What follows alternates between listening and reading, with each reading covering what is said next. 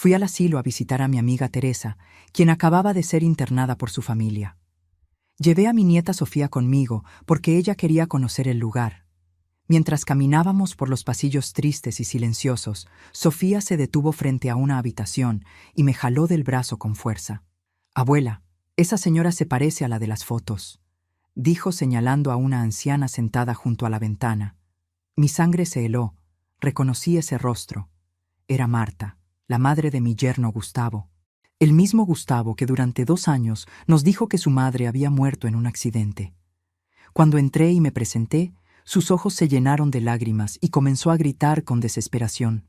¡Ayúdame, por favor, ayúdame! Mi hijo me abandonó aquí porque descubrí algo horrible que él hizo y me encerró para que nunca pudiera contarlo. Qué alegría tenerte aquí conmigo. Si estás viendo este video, te pido con mucho cariño que te suscribas al canal. Por favor, necesitamos mucho alcanzar 30,000 suscriptores. ¿Puedo contar con su ayuda? Estamos construyendo una comunidad hermosa de mujeres fuertes. Su presencia es muy importante. Y su apoyo es esencial para nuestro trabajo, para que sigamos contando historias como esta. Cuéntame también en los comentarios desde dónde nos está escuchando. Nos emociona saber hasta dónde llegan nuestras historias.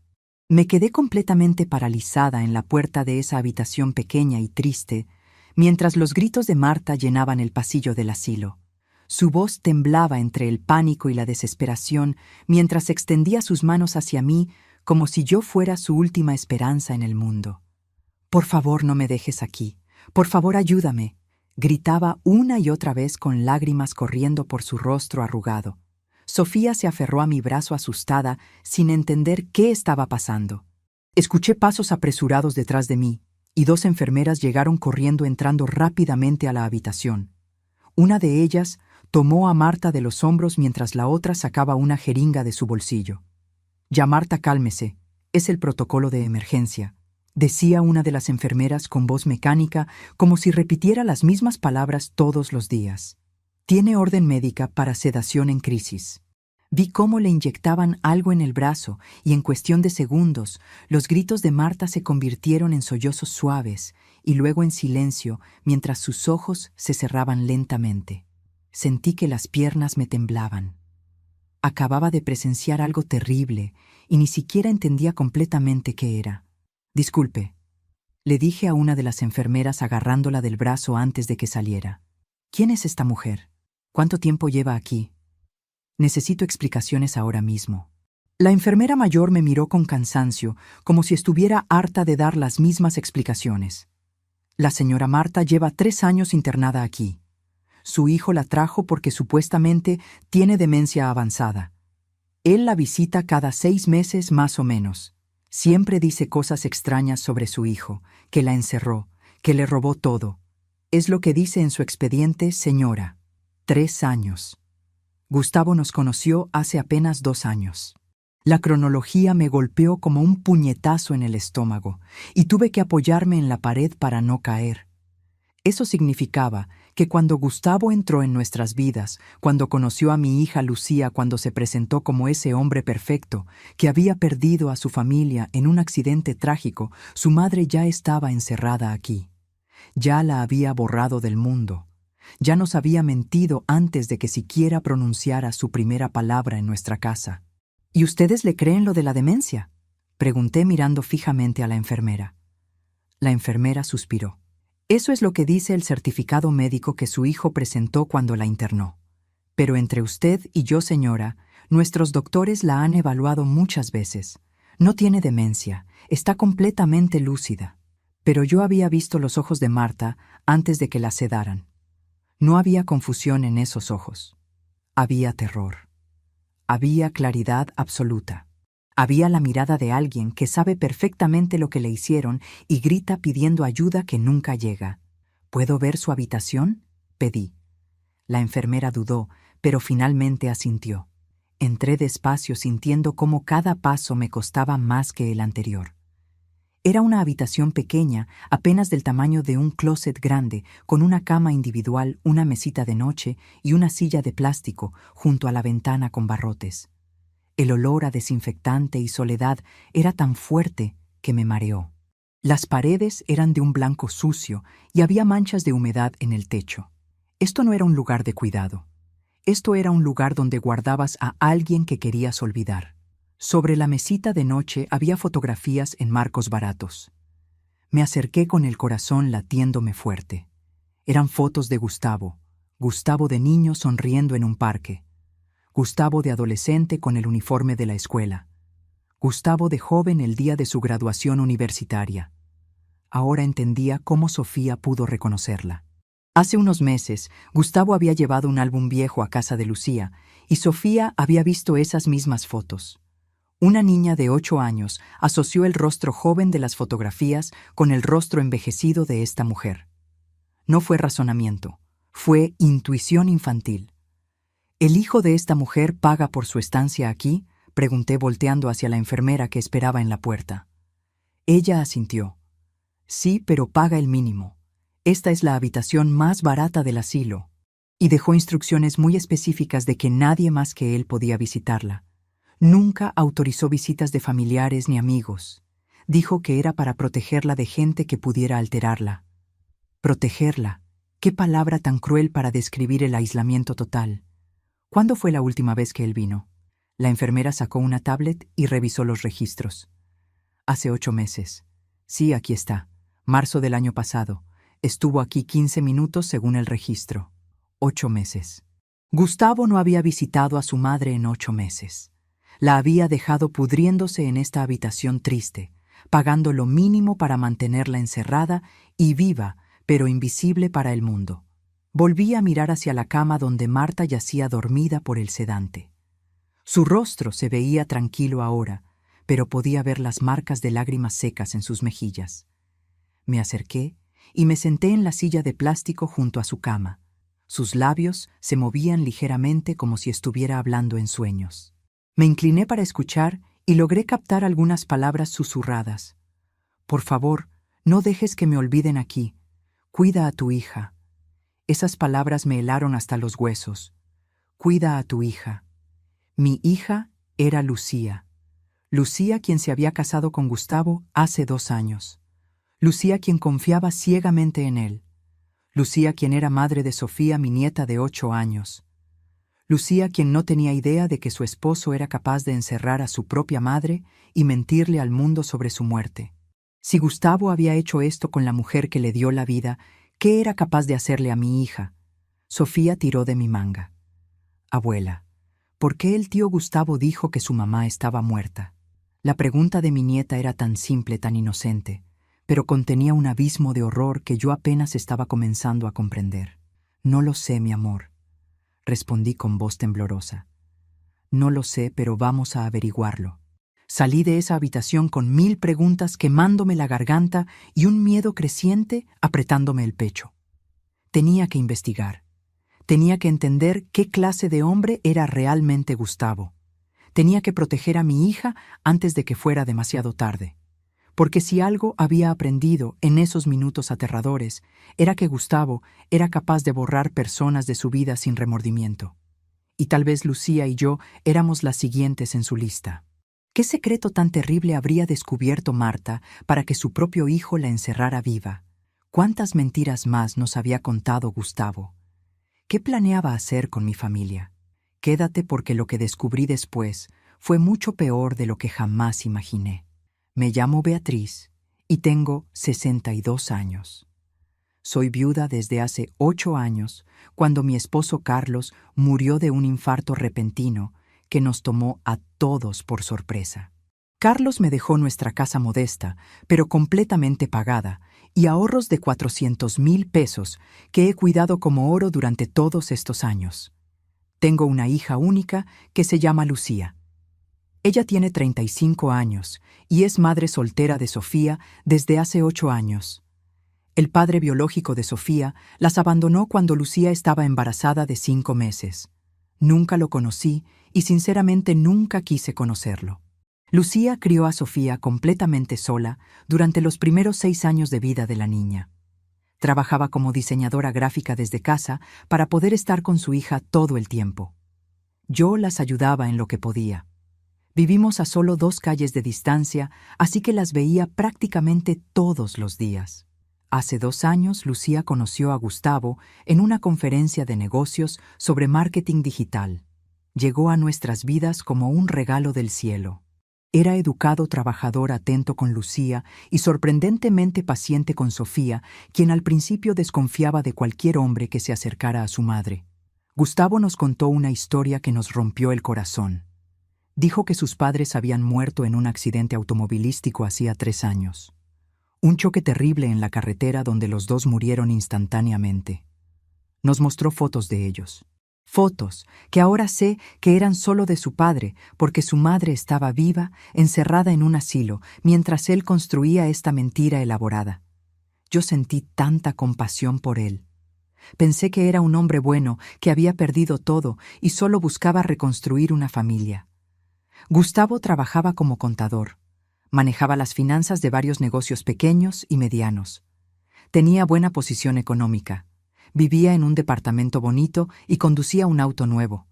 Parecía estable, responsable, confiable. Lucía y Gustavo se casaron muy rápido, solo 6 meses después de conocerse. Él insistió mucho en eso.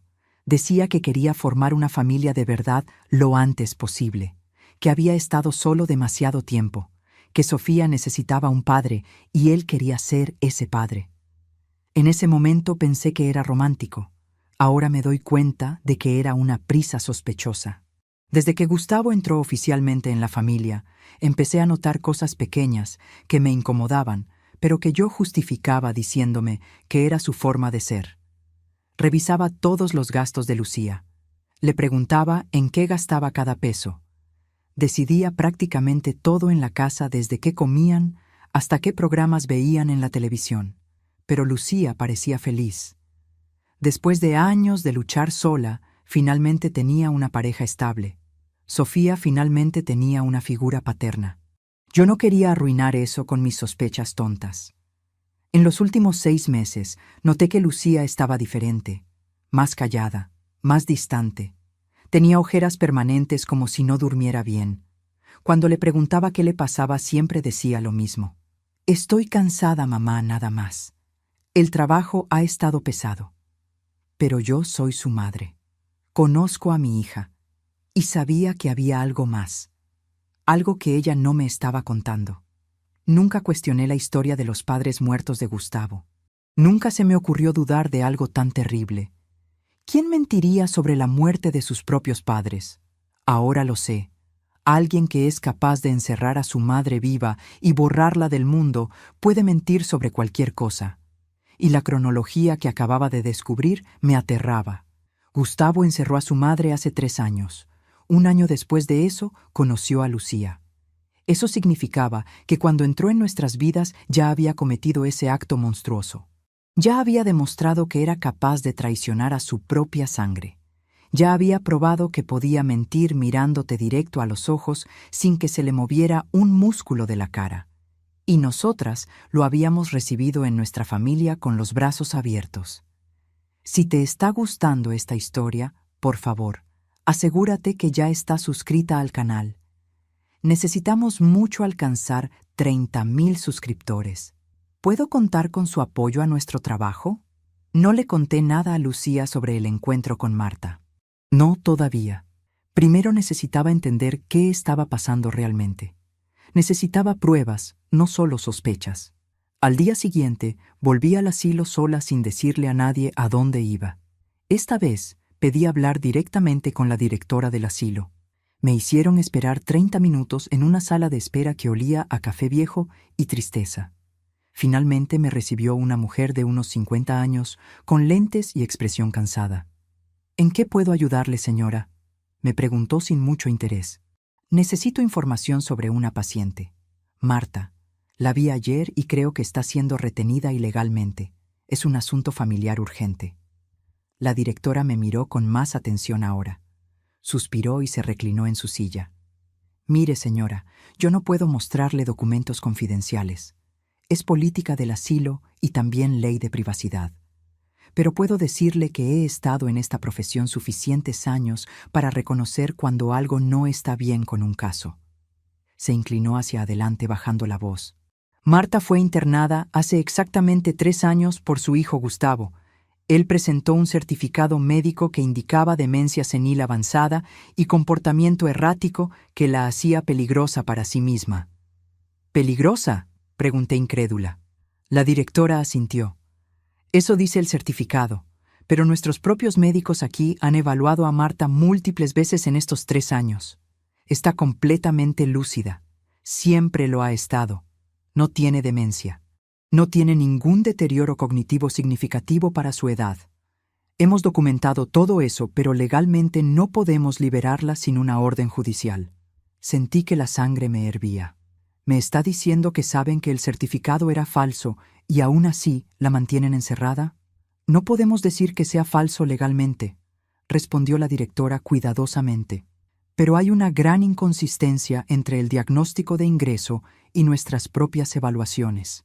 El problema es que su hijo presentó documentación legal de que él tiene poder sobre sus decisiones médicas. Sin una reavaliación judicial ordenada por un juez, nosotros no podemos hacer nada. Y Marta no tiene recursos para conseguir un abogado.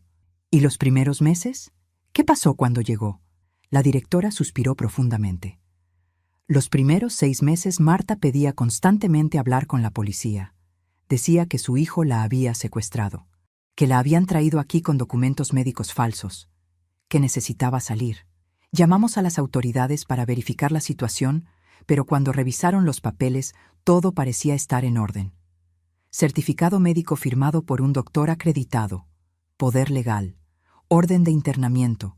Desde el punto de vista legal, todo estaba correcto. Pero no lo estaba, dije con voz quebrada. No, admitió la directora. Yo tampoco lo creo. Pero eventualmente, después de meses de intentar, Marta simplemente se rindió. Dejó de pedir ayuda. Se resignó a estar aquí. Es una de las cosas más tristes que he visto en mi carrera. Me quedé en silencio, procesando la magnitud de lo que acababa de escuchar. Marta había luchado, había gritado, había pedido ayuda, y el sistema la había fallado porque los papeles falsos de Gustavo parecían legales. ¿Puedo verla?, pregunté con voz quebrada. ¿Puedo hablar con ella ahora? La directora asintió. Sí, pero por favor tenga cuidado. Ayer fue la primera vez en meses que tuvimos que sedarla. No queremos que sufra más estrés. Me llevó por los pasillos hasta la misma habitación triste donde había estado ayer. Esta vez Marta estaba despierta, sentada en la silla junto a la ventana, mirando hacia afuera sin ver realmente nada. Cuando entré y me vio, sus ojos se llenaron de lágrimas inmediatamente. Pensé que no volverías, susurró con voz ronca. Pensé que había sido un sueño. Nadie nunca vuelve. Me senté en la cama frente a ella y tomé sus manos arrugadas entre las mías. Estaban frías y temblaban ligeramente. Volví porque necesito que me cuentes la verdad. Soy Beatriz. Soy la madre de Lucía. Lucía está casada con tu hijo Gustavo desde hace 2 años. El color desapareció del rostro de Marta. Se quedó mirándome con la boca abierta sin poder hablar durante varios segundos. ¿Se casó?, finalmente dijo con voz ahogada. ¿Hace 2 años? Entonces yo ya estaba aquí cuando la conoció. Las lágrimas comenzaron a rodar por sus mejillas. Dios mío, construyó una vida nueva mientras yo me pudría en este lugar. Encontró una mujer, formó una familia. Siguió adelante como si yo nunca hubiera existido. Dime qué pasó, le rogué apretando sus manos. Dime por qué hizo esto, por qué nos dijo que estabas muerta. Necesito saber la verdad, porque mi hija está casada con él y tengo miedo de lo que pueda hacerle. Marta respiró profundo, limpiándose las lágrimas con el dorso de su mano. Hace 3 años descubrí algo terrible. Gustavo es contador, maneja las finanzas de varios negocios. Un día fui a visitarlo a su departamento sin avisar porque quería darle una sorpresa. Dejé mi llave y entré. Él no estaba, pero su computadora estaba abierta en el comedor. Se detuvo como si le doliera físicamente recordar. Vi documentos, transferencias bancarias, números que no cuadraban. Al principio no entendí qué estaba viendo, pero trabajé 30 años como contadora antes de jubilarme, así que sé leer estados financieros. Gustavo estaba robando millones de pesos de los negocios para los que trabajaba. Había creado cuentas falsas, Desviaba dinero poco a poco de manera que pareciera gastos legítimos, pero todo iba a parar a sus cuentas personales. Sentí que me faltaba el aire. ¿Millones de pesos? Marta asintió. Cuando revisé bien los documentos que imprimí antes de que él llegara, calculé que había robado al menos 5 millones de pesos durante 2 años. Tal vez más. Cuando llegó esa tarde lo confronté. Le mostré los papeles. Le dije que tenía 24 horas para devolver cada peso, o yo misma lo iba a denunciar a las autoridades y a sus clientes. ¿Qué hizo él? Pregunté, aunque parte de mí ya sabía la respuesta. Lloró, dijo Marta con amargura. Se arrodilló frente a mí y lloró como cuando era un niño pequeño. Me suplicó que no lo denunciara. Prometió devolver todo el dinero. Prometió que nunca volvería a hacerlo. Me dijo que tenía deudas que no podía pagar de otra forma. Yo soy su madre. Lo amaba. Le di una semana para que empezara a arreglar el desastre que había creado. Su voz se quebró. 2 días después llegó a mi casa con 2 hombres. Traían papeles médicos. Un certificado que decía que yo tenía demencia avanzada firmado por un doctor que yo nunca había visto en mi vida. Traían también una orden de traslado médico. Les dije a los hombres que era un error, que yo no estaba enferma. Intenté correr, pero me agarraron. Gustavo les dijo que yo estaba teniendo un episodio que era exactamente el tipo de comportamiento por el que necesitaba ayuda profesional. Se levantó la manga de su blusa y me mostró sus muñecas. Había cicatrices viejas, marcas de cuando la habían sujetado con fuerza. Me metieron a una ambulancia privada. Durante todo el trayecto, grité, pedí ayuda. Pero los paramédicos tenían los documentos firmados. Para ellos, yo era solo una anciana con demencia resistiéndose al tratamiento. Es algo que ven todo el tiempo. Los primeros días intenté escapar. Gritaba. Les decía a todos que mi hijo me había secuestrado, que los papeles eran falsos. Pero Gustavo ya le había dicho a todo el mundo que yo había muerto en un accidente. Cambió mi número de teléfono, vendió mi casa, se quedó con todo mi dinero de jubilación, todos mis ahorros. Me borró completamente del mundo. ¿Y las autoridades? Pregunté sintiendo náuseas. ¿Nadie investigó? Vinieron, dijo Marta. 2 veces durante los primeros meses. Pero cuando revisaban los papeles todo parecía legal. Certificado médico, poder notarial. Gustavo había falsificado todo perfectamente. Y como yo negaba estar enferma, eso solo confirmaba lo que decía el certificado, que yo no tenía conciencia de mi condición. Eventualmente me rendí. Dejé de gritar. Dejé de pedir ayuda. Me convertí en lo que Gustavo quería que fuera. Una anciana invisible, olvidada, enterrada en vida. Me limpié las lágrimas, que no me había dado cuenta que estaban cayendo por mi cara. Y 1 año después de encerrarte, conoció a mi hija. Empezó una nueva vida como si tú nunca hubieras existido. Marta me miró con ojos llenos de tristeza y algo parecido al miedo. ¿Tu hija tiene dinero? ¿Propiedades? Yo tengo ahorros, dije sintiendo que el pánico crecía en mi pecho. 400,000 pesos. Y hace 6 meses Gustavo me sugirió que los invirtiera en un fondo que él maneja. El rostro de Marta se puso blanco. Entonces ya empezó. Ya está haciendo con ustedes lo mismo que hizo con sus clientes. Si tu hija sabe algo que no debe, o si ustedes se interponen en su camino, van a terminar como yo, o peor. ¿Peor que estar encerrada en vida? ¿Qué podría ser peor? Pero entonces lo entendí. Gustavo ya no necesitaba mantener a su madre con vida. La mantenía aquí porque borrarla completamente sería más trabajo, más riesgo. Pero si alguien más descubría sus crímenes, alguien que pudiera exponerlo, ¿qué haría? ¿Hasta dónde sería capaz de llegar para proteger sus secretos? Salí del asilo con las piernas temblando tanto que apenas podía caminar hasta mi auto. Me senté al volante y me quedé ahí paralizada tratando de procesar todo lo que acababa de escuchar. El hombre que vivía con mi hija, el hombre que dormía cada noche al lado de ella, el hombre en quien habíamos confiado completamente, era un criminal, un ladrón, y algo mucho peor. Era alguien capaz de encerrar a su propia madre para proteger sus crímenes. Saqué mi teléfono con manos temblorosas y busqué el contacto de mi banco. Llamé y pedí hablar con mi ejecutiva de cuenta. Señora Beatriz, qué gusto escucharla, dijo la mujer con voz profesional. ¿En qué puedo ayudarle? Los 400,000 pesos que invertí hace 6 meses en el fondo que maneja mi yerno, dije tratando de mantener mi voz calmada. Necesito saber exactamente dónde está ese dinero ahora mismo. Hubo una pausa. Déjeme revisar su expediente. Un momento, por favor.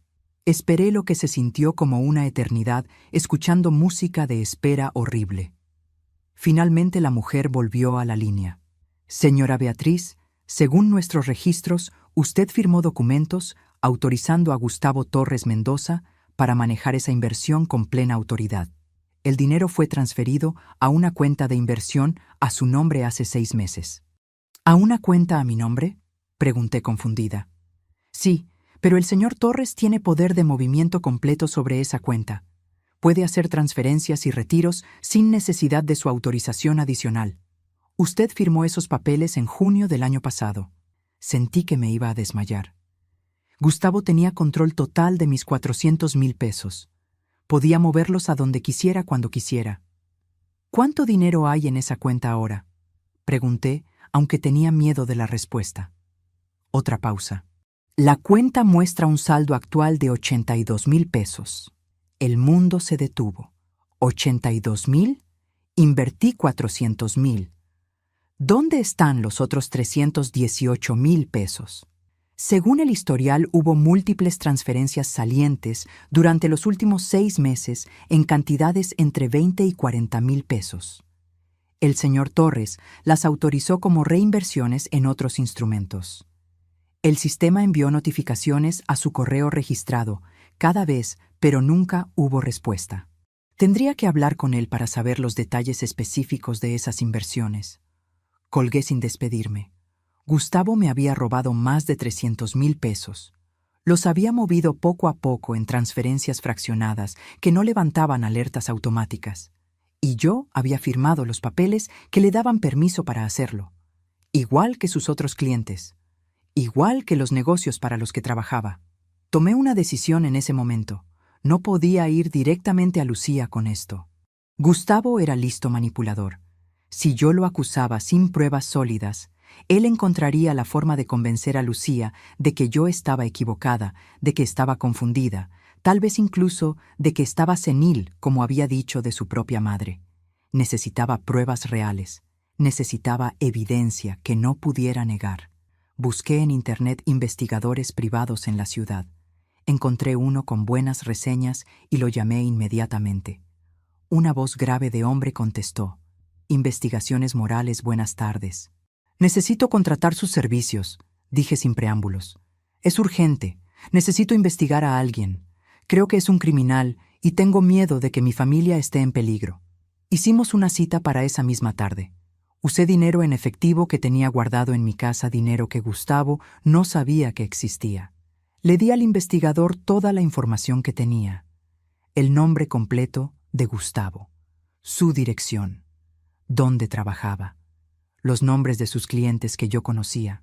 También le conté sobre Marta y el asilo. El investigador, un hombre de unos 50 años con cara seria, me dijo que necesitaría 2 a 3 semanas para recopilar información sólida. Si este hombre es tan cuidadoso como usted dice, va a tomar tiempo encontrar pruebas que no pueda destruir, me explicó. Parte de la información puede venir de denuncias anteriores o rastros que ya existen en el sistema, pero necesito verificar todo y construir un caso sólido. Le dije que tenía todo el tiempo que necesitara siempre y cuando trabajara rápido. Durante esas semanas actué como si no supiera nada. Iba a casa de Lucía, sonreía, saludaba a Gustavo con normalidad. Pero cada vez que lo veía sentía náuseas. Cada vez que lo escuchaba hablar con Sofía llamándola mi princesa, quería gritar. Observé más cuidadosamente. Vi cómo Gustavo revisaba el teléfono de Lucía cuando ella no estaba mirando. Vi cómo controlaba cada peso que ella gastaba, haciéndola sentir culpable por comprar hasta lo más básico. Vi cómo poco a poco estaba aislando a mi hija, haciéndola depender completamente de él. 2 semanas y media después, el investigador me llamó. «Señora Beatriz, necesito que venga a mi oficina. Lo que encontré es grave, muy grave». Fui inmediatamente. El investigador tenía una carpeta gruesa sobre su escritorio. La abrió y empezó a mostrarme documento tras documento. Gustavo Torres tiene 3 cuentas bancarias ocultas bajo nombres de empresas fantasma. En total, hay más de 5 millones de pesos robados de al menos 7 clientes diferentes durante los últimos 5 años. Ha sido muy cuidadoso moviendo dinero en cantidades pequeñas que no levantan sospechas, pero cuando sumas todo es una cantidad enorme. Me mostró estados de cuenta, transferencias, documentos financieros complejos que apenas entendía. También investigué la situación con su madre. Continuó. El certificado médico que presentó para internarla es definitivamente falso. Encontré al doctor que supuestamente lo firmó. Resultó que le robaron su identidad hace 4 años. Nunca examinó a la señora Marta. Gustavo falsificó su firma y usó un sello falso. Sentí una mezcla de alivio y horror. Alivio porque tenía pruebas. Horror porque confirmaba que Gustavo era capaz de cualquier cosa. «Hay más», dijo el investigador con voz grave. «Encontré comunicaciones muy preocupantes. Algunos de estos rastros ya existían en denuncias anteriores de clientes que sospechaban, pero nunca tuvieron pruebas suficientes. Me mostró impresiones de mensajes de texto entre Gustavo y un número que no reconocí. Leí con horror creciente. En uno de los mensajes Gustavo escribía: «Necesito resolver el problema de la vieja, igual que hice con mi madre. ¿Conoces algún lugar discreto?». La respuesta del otro número: «Hay varios asilos que no hacen muchas preguntas si pagas en efectivo». Otro mensaje de Gustavo: «Perfecto. Una vez que ella esté fuera del camino, tendré acceso completo al dinero y nadie va a cuestionar nada». «¿La vieja?», pregunté con voz temblorosa, aunque ya sabía la respuesta. El investigador asintió. «Por el contexto de otros mensajes está hablando de usted, señora Beatriz. También encontré que Gustavo investigó varios asilos en las últimas semanas. Los mismos que investiga la gente cuando quiere internar a alguien rápidamente sin muchas preguntas». Me mostró más evidencia. Gustavo había falsificado un certificado médico con mi nombre. Decía que yo tenía principios de Alzheimer y que era un peligro para mí misma. Tenía la firma de un médico que, cuando el investigador verificó, resultó que había muerto hace 2 años.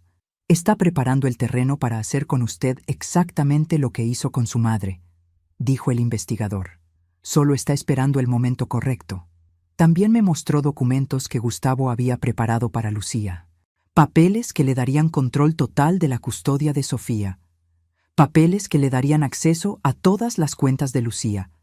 Papeles que básicamente convertirían a mi hija en una prisionera legal de su propio esposo. «¿Lucía ha firmado algo de esto?», preguntó el investigador. «No lo sé», respondí sintiendo pánico. «Necesito hablar con ella inmediatamente». El investigador me detuvo. «Espere. Si usted va ahora y le cuenta todo, Gustavo va a darse cuenta de que lo descubrió. Podría huir. Podría destruir evidencia. O peor, podría hacerles daño antes de que puedan protegerse». «Entonces, ¿qué hago?», pregunté desesperada. El investigador se inclinó hacia adelante. «Tendemos una trampa. Hacemos que Gustavo se delate a sí mismo frente a testigos y nos aseguramos de que no pueda escapar». Pasé 2 días planeando cada detalle con el investigador y con un abogado que él recomendó. Necesitaba hablar con Lucía, pero tenía que hacerlo sin que Gustavo sospechara nada. Esperé hasta un martes por la mañana, cuando sabía que Gustavo tenía una junta importante fuera de la ciudad que duraría todo el día. Llamé a Lucía y le dije que necesitaba hablar con ella urgentemente. «Mamá, me estás asustando», dijo ella. «¿Qué pasa?». «No por teléfono, mi amor. Ven a mi casa ahora. Deja a Sofía con la vecina. Esto es importante». 1 hora después, Lucía estaba sentada en mi sala con cara de preocupación. Cerré todas las puertas y ventanas y me senté frente a ella. «Mi vida, lo que voy a decirte va a ser muy difícil de escuchar, pero necesito que me escuches completamente antes de decir algo». Le conté todo. Sobre Marta en el asilo, sobre los robos, sobre mi dinero desaparecido. Le mostré todos los documentos que el investigador me había dado. Fotografías de Marta en el asilo, estados de cuenta. Los mensajes donde Gustavo planeaba encerrarme, los papeles falsos con mi nombre. Lucía se quedó completamente blanca. No dijo nada durante largos minutos.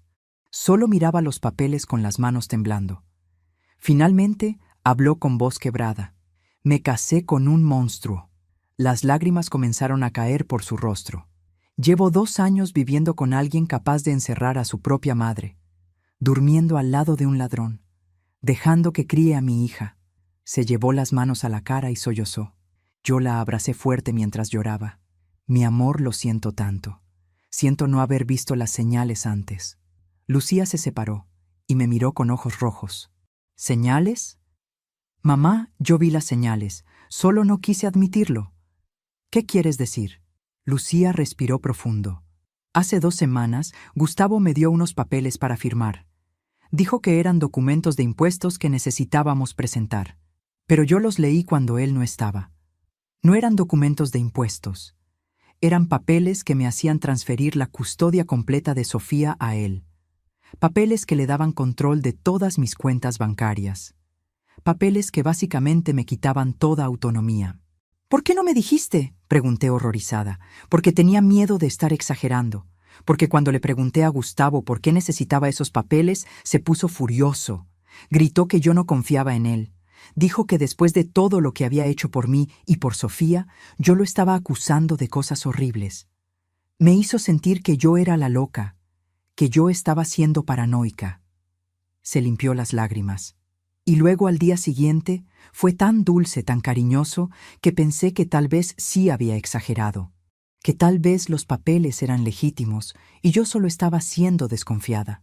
La manipulación clásica. Hacerla dudar de su propia percepción de la realidad. ¿Firmaste algo? Lucía negó con la cabeza. No.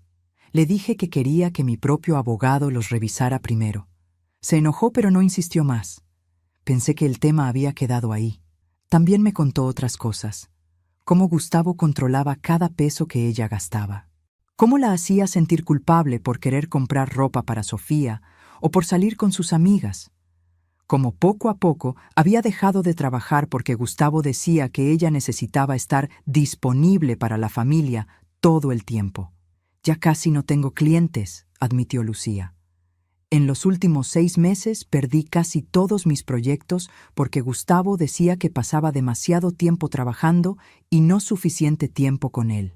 Ahora dependo casi completamente de su dinero. Exactamente lo que había hecho con su madre. Aislarla, quitarle su independencia financiera, hacerla vulnerable. Vamos a detenerlo, le dije tomando sus manos. Pero necesito que confíes en mí y que hagamos exactamente lo que el abogado y el investigador nos dijeron. Le expliqué el plan.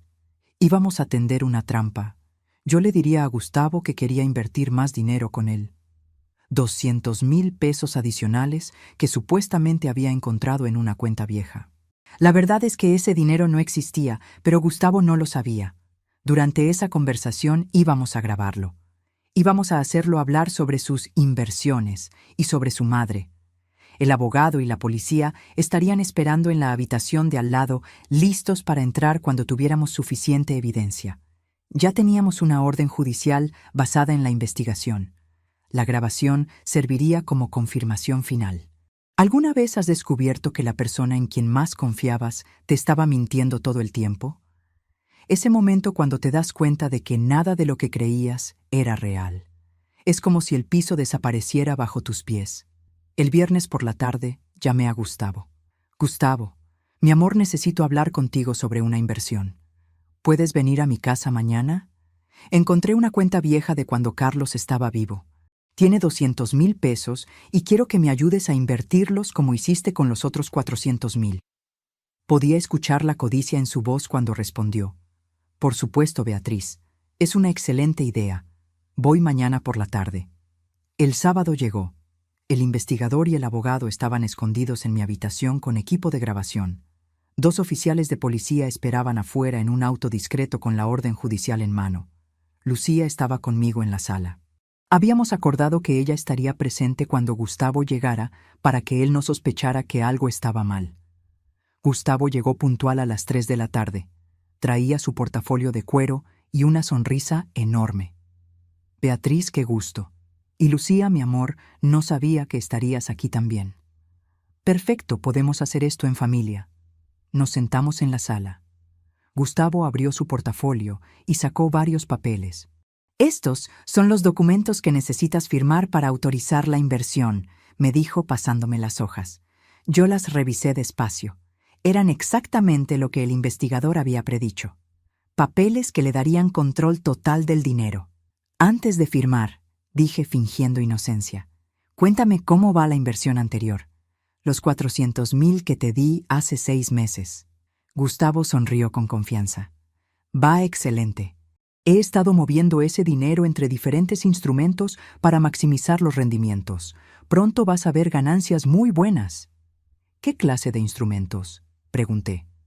Gustavo comenzó a explicar con términos financieros complicados.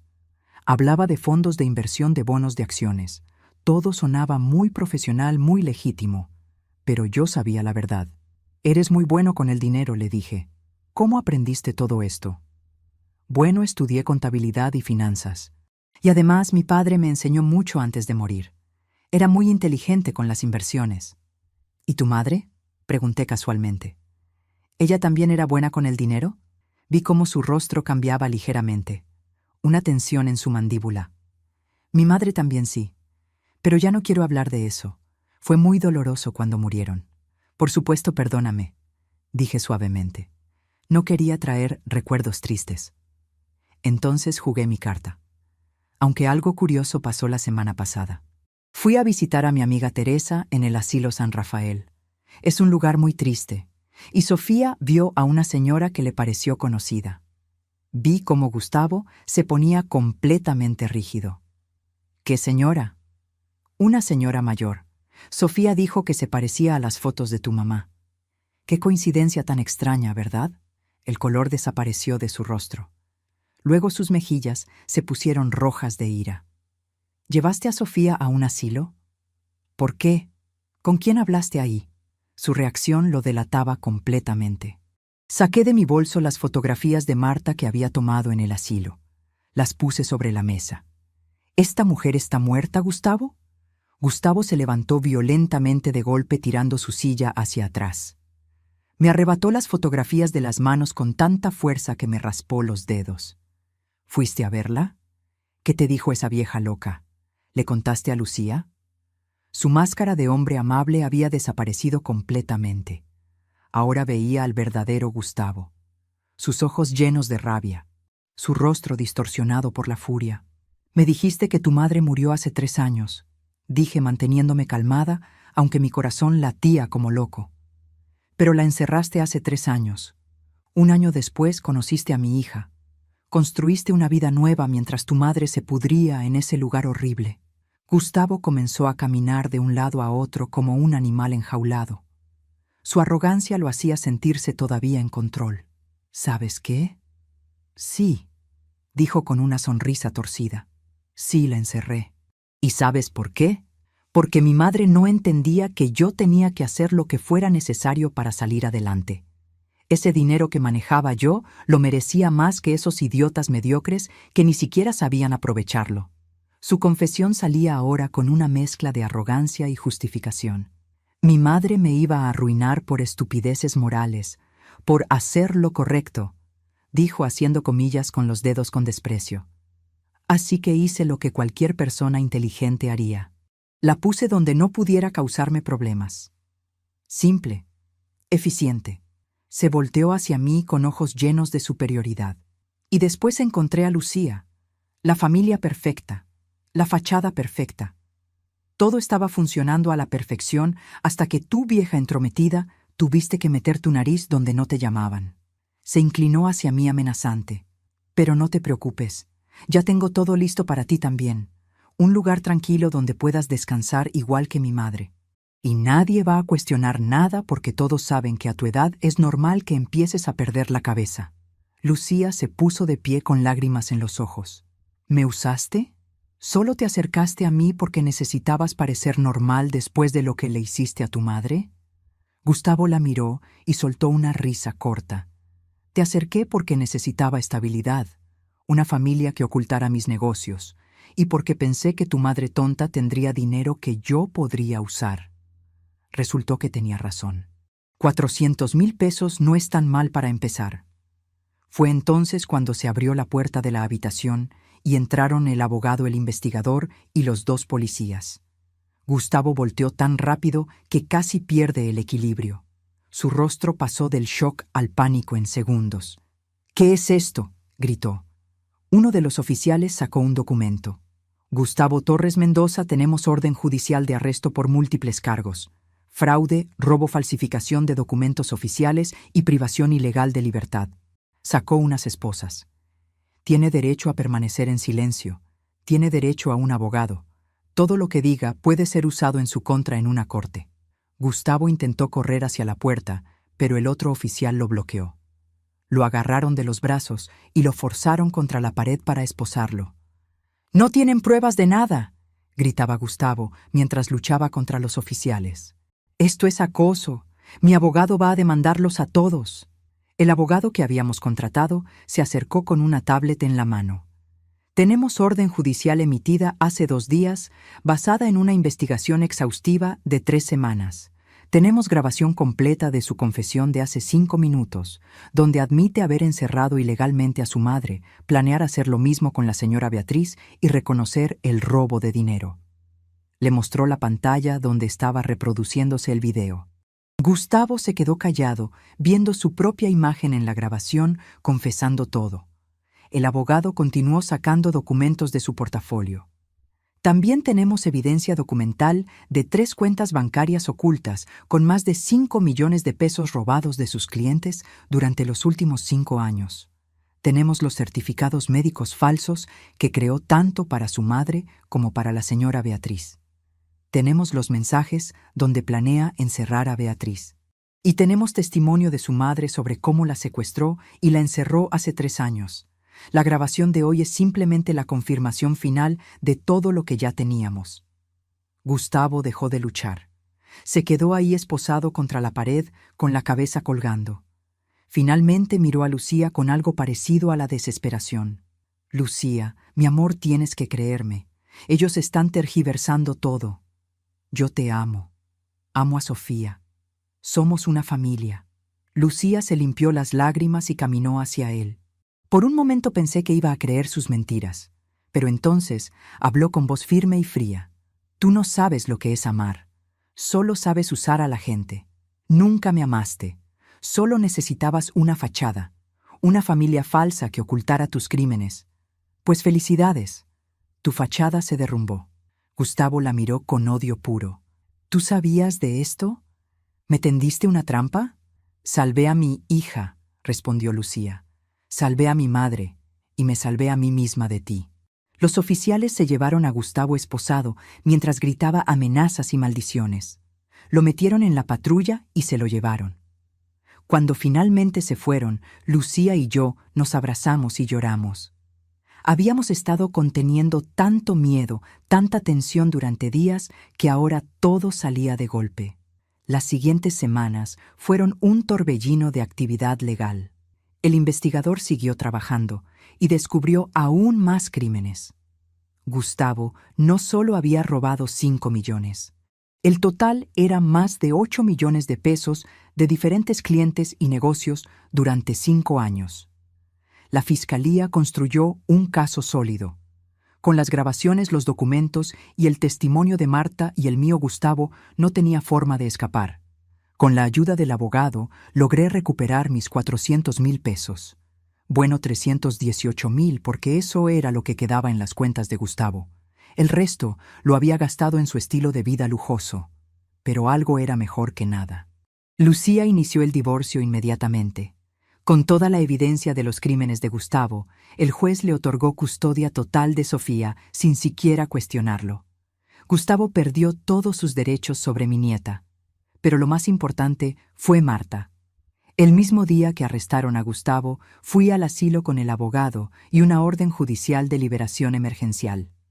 Los documentos probaban que ella había sido internada ilegalmente basándose en certificados médicos falsos. La directora del asilo llamó de inmediato a sus superiores y a su departamento legal. Había responsabilidad institucional por haber mantenido a una persona encerrada durante 3 años, aunque fuera sin saberlo, basándose en documentos fraudulentos. En las siguientes semanas llegaron a un acuerdo.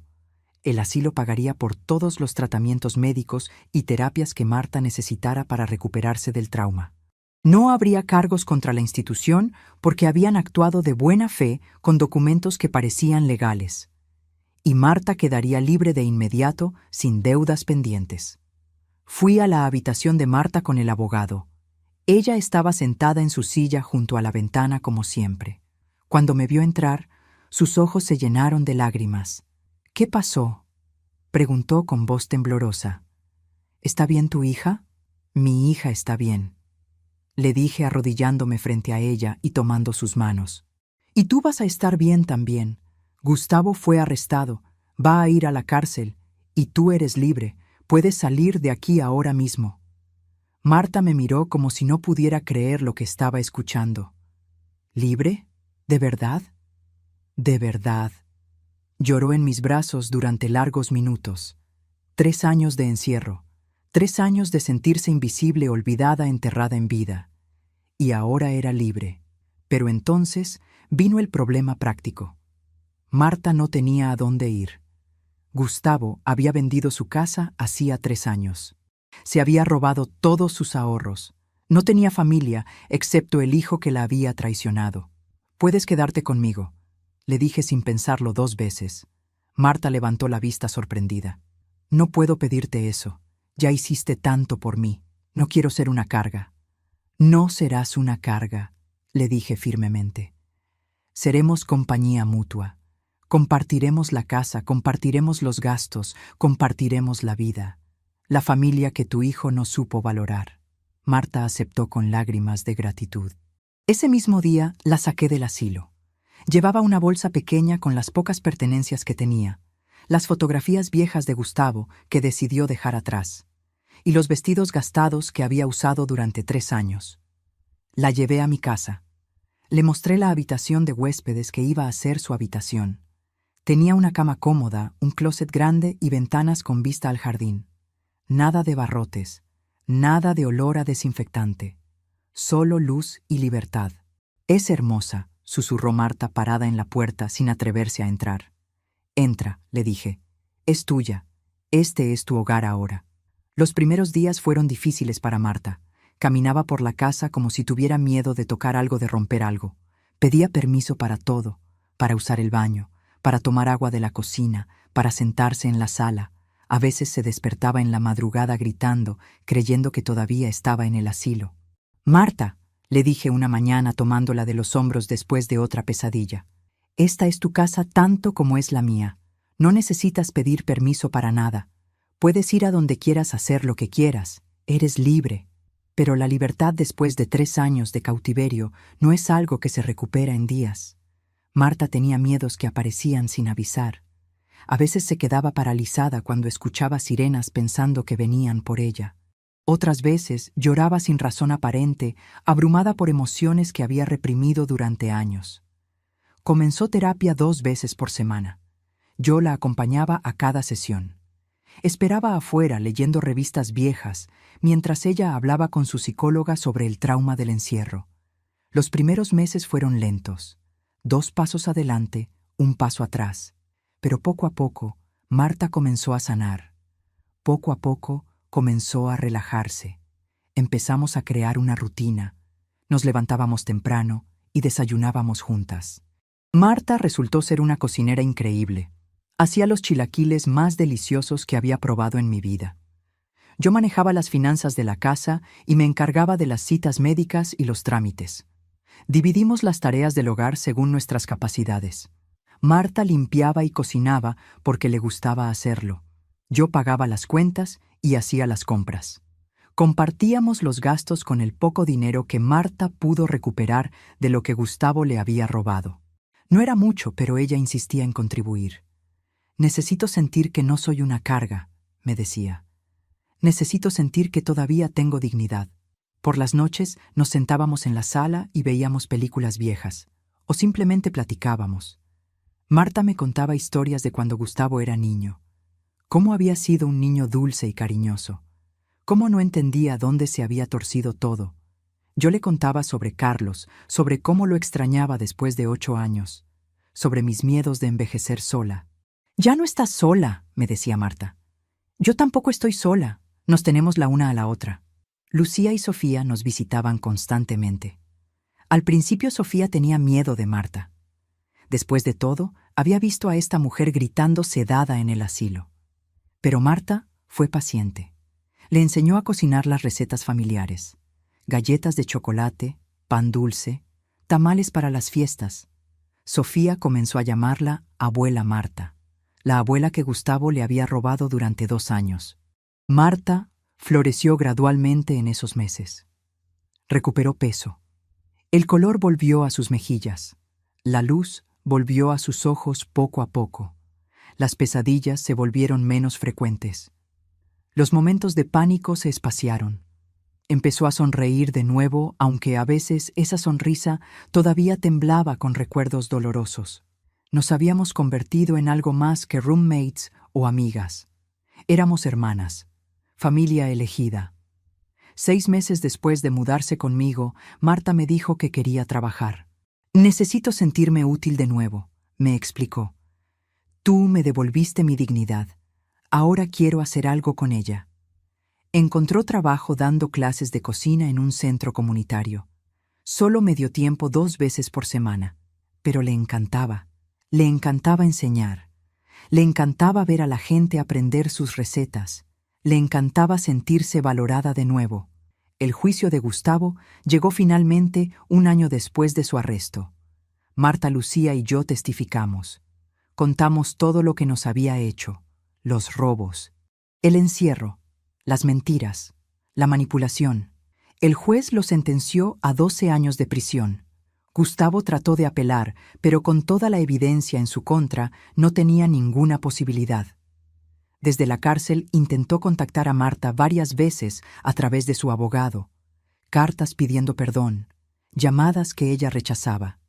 «Ya no tengo hijo», me dijo Marta cuando le llegó la 4ª carta.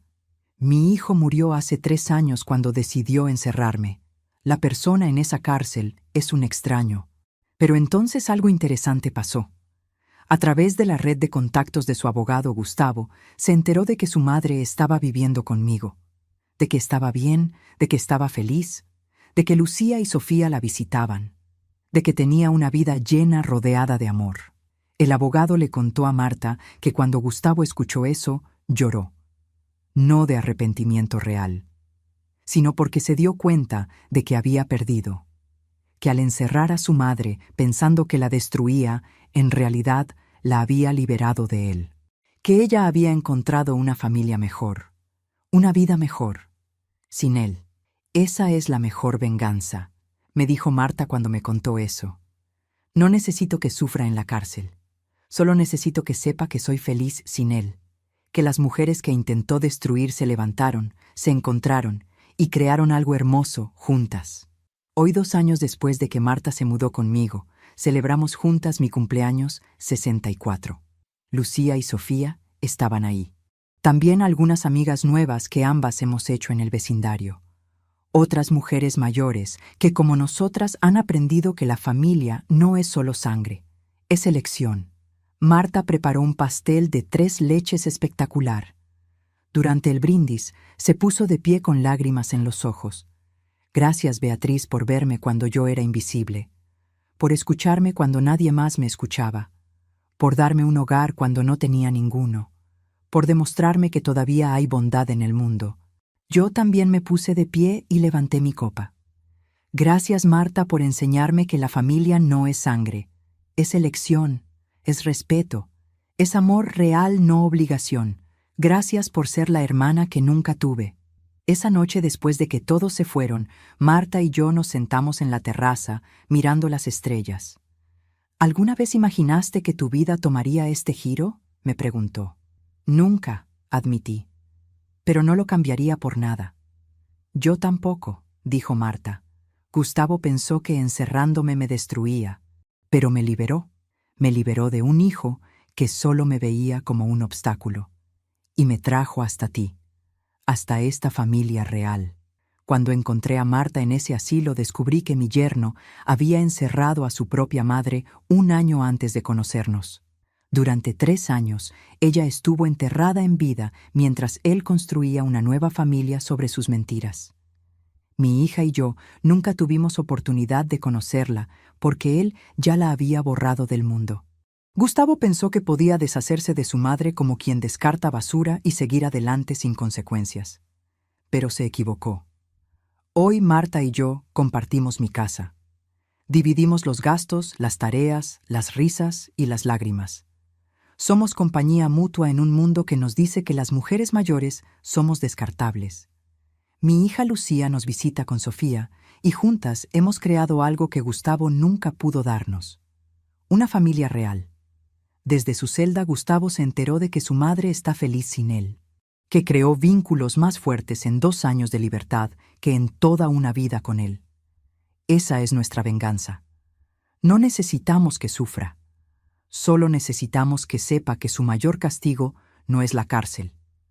Es saber que las mujeres que intentó destruir se levantaron, se encontraron y juntas construyeron algo hermoso sobre las ruinas que él dejó. A veces la familia más real no es la que nace de la sangre, sino la que se construye con respeto, amor y elección. Y yo elegí a Marta. Y ella me eligió a mí. Y eso es más poderoso que cualquier lazo de sangre. Si te gustó esta historia, haz clic en este próximo video que está apareciendo en la pantalla, porque la próxima traición supera todo lo que has visto hasta ahora. Y no te olvides suscribirte en el canal, para que no te pierdas ni una sola historia.